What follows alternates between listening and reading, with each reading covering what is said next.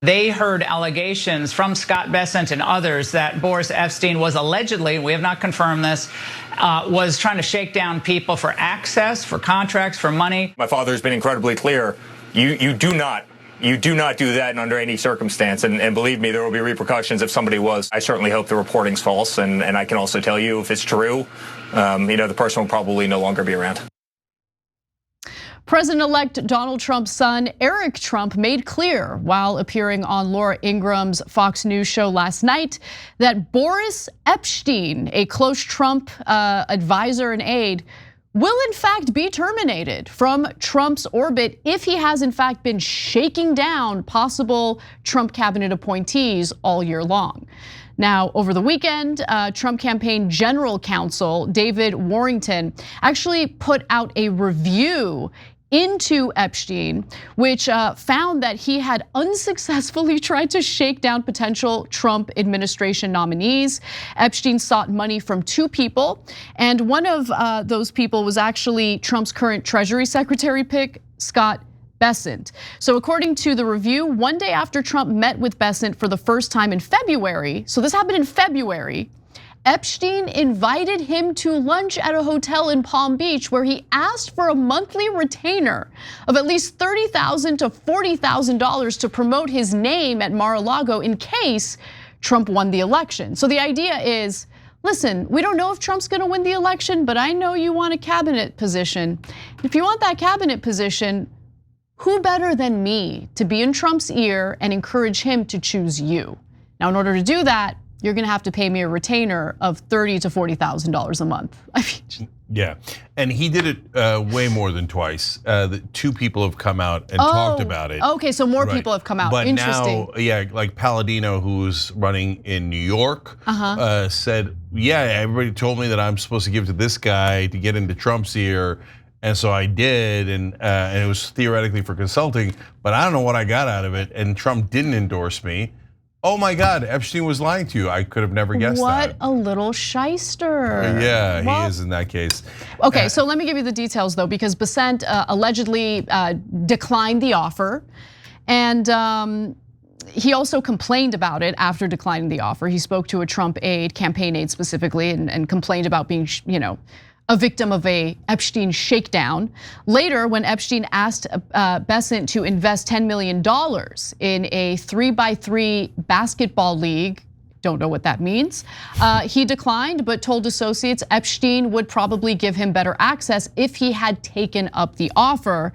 And then finally, Bessent then called Epstein fairly recently on November 14th to see whether he was criticizing Bessent to people around Trump, the review said.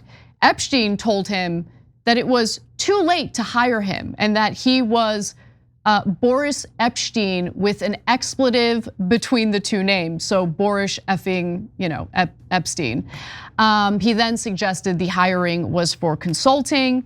And then the other person who we learned about this morning from the New York Times reporting on this story was a defense contractor who also allegedly turned down Epstein's offer to work for him on retainer. Epstein wanted $100,000 a month from this individual. Like, it's amazing. Yeah, so I like when the guy calls back Bessent, who actually got the Treasury Secretary job, so apparently he didn't need Epstein. He was a huge Trump donor. Yeah, and that'll usually do it. But I like that he answered the way that he did. It's too late. You don't know I'm Boris Epshteyn. Okay. Are you? Are you? Because that leads me to the Carl Palladino quote. He said again, ran for Congress in New York, and he said he was highly recommended as having good relations with some people that work for Trump. He explained back in 2023. I was told that it would be in my interest if I sent money to this Boris. I did, and we heard nothing from the man. He was totally useless. I mean, it sounds like you're totally useless. Like, what a sucker. Yeah. Like, really, you didn't question whether this was a good idea? Is this legal? No, I don't think it is. But look, I don't know when hey, I will do consulting for you, whatever the hell that means, and I will, and I'll where that ends and a shakedown begins. So, prosecuting this would be probably incredibly difficult, but nobody's gonna go in that direction, right? They're just either gonna fire him or they're not gonna fire him. And the reason why this is an open question is because Epstein has been so loyal to Trump throughout, and so Trump loves to reward that loyalty. Yeah. So it's like, this guy stuck with me the whole time, but it turns out he's been trying to make a buck off of me the whole time. On the other hand, it's probably what Trump would have done if he was in Boris's position. Okay, fair. I totally do think that this is like a grift that Trump might take advantage of if the tables were turned. But I don't know if Trump would take kindly to all of this stuff happening behind the scenes, which could hurt Trump, because he should be the one who gets to pick, right? It's about manipulating Trump. Like Epstein is saying to these potential appointees, hey, pay me tens of thousands of dollars a month and I can manipulate Trump in order to get you chosen for this cabinet pick.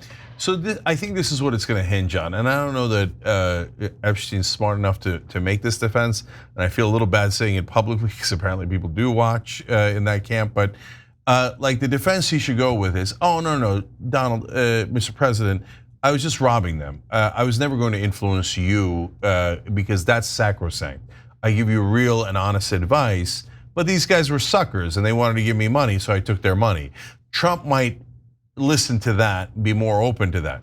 But if Trump gets a sense that Epstein was trying to screw him over and take him for a sucker or a fool, then he's gonna be super pissed and he's definitely gonna fire him. And also, do you see what I'm saying? So he's better off just admitting it, hey, I was grifting them, not you. Okay, but that defense only works if he hadn't been in Trump's ear, pushing for certain people to be chosen for certain cabinet positions. So I don't know what he has been talking to Trump about or what he's been egging Trump to do.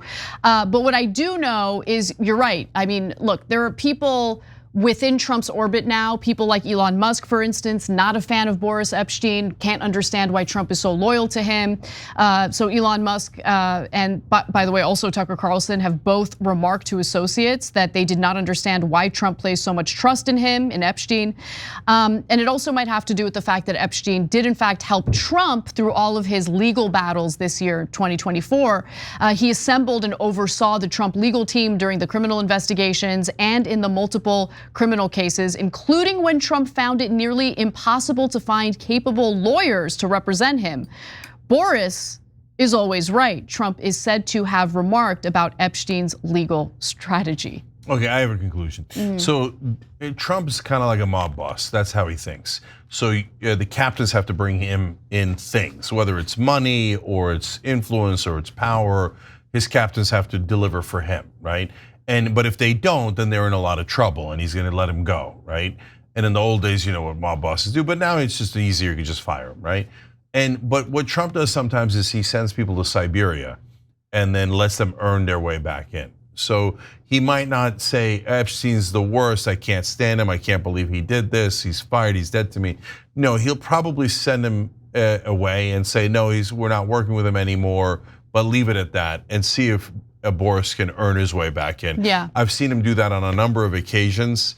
And so the thing that he's gonna be most mad about, and that's why I mentioned the mob boss thing, is you don't take money out of his pocket, right?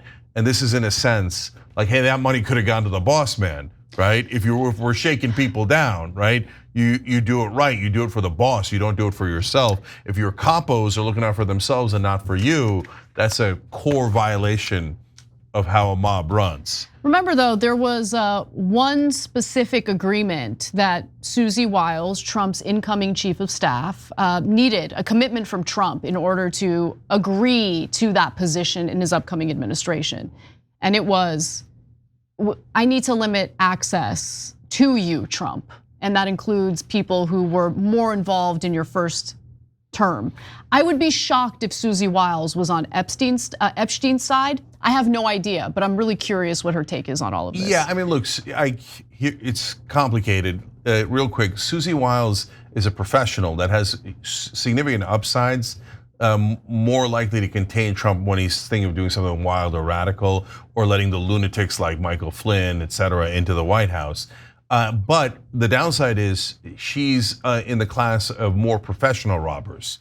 She's a typical corporate Democrat, right? She's been corporate Republican. I'm sorry, Republican. That's what I meant. But she's been involved in campaign strategizing and all of that stuff since like the late 1970s. Yeah, and so her job is to push all the money towards corporate donors, right? So that's a much bigger racket than the tiny little racket that Boris Epshteyn is running, right? Exactly. Yep. But at least she's a professional about it. But one last ray of hope here on Trump.